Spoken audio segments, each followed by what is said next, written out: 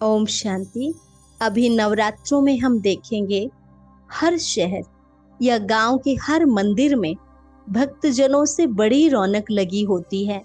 सब में ही बहुत भक्ति भाव होता है, लेकिन जिनके लिए हमारे मन में इतना आदर और भक्ति भाव है, क्या उनकी जीवन कहानी के बारे में हम कुछ जानते हैं?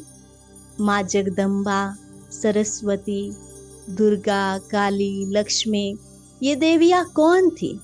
उन्होंने ऐसा कौन सा महान कार्य किया जो आज तक भी इनका शक्तियों के रूप में इतना गायन हो रहा है? वास्तव में जब कलयुग के अंत में अधर्म बहुत बढ़ जाता है, मानव में आसुरी अवगुण अर्थात काम, क्रोध, ईर्ष्या, द्वेष आदि आ जाते हैं और संसार के सभी मानव विकारों व दुर्गुणों से युक्त होकर आसुरी लक्षणों वाले बन जाते हैं, तब ही यह शक्तियां इस भारत भूमि पर प्रत्यक्ष होती हैं। वह मानव जो कभी सतयुग त्रेता में दैवी स्वभाव वाला था, वह नीचे उतरते उतरते कलाहीन हो गया, विकारों में डूबता चला गया। भले ही शुरू में उसने इन विकारों रूपी असुरों से, बुराइयों से बहुत मानसिक युद्ध किया, परंतु आखिर हार गई।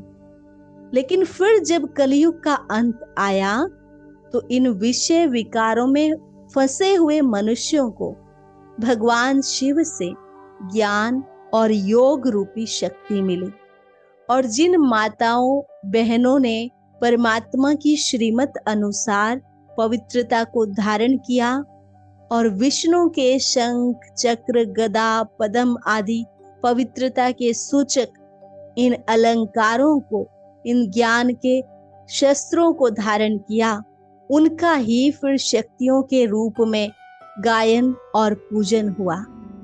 उन्होंने भारत के दूसरे नर नारियों को भी ज्ञान रूपी वीणा वादन से पवित्र किया, और इस प्रकार काम, क्रोध, ईर्ष्या आदि विकारों रूपी असुरों का अंत हुआ।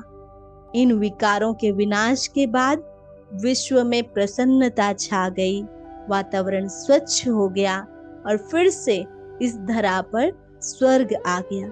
मानव फिर से वही देव तुल्य बन गया। इसलिए आज तक भी इन देवियों का गायन पूजन चला आ रहा है। वास्तव में जो दुर्गम संसार रूपी सागर से पार उतारने वाली नौका रूप है, वह शक्ति ही दुर्गा है। मनुष्य आत्माओं को ईश्वरीय ज्ञान और योग की शिक्षा द्वारा कलयुग रूपी विषय सागर से पार होने की कठिन यात्रा को सफल बनाती है। काल का अर्थ होता है मृत्यु। जिस शिव शक्ति की सहायता से काम, क्रोध आदि असुरों की मृत्यु हो जाती है, वे शक्ति काली देवी है।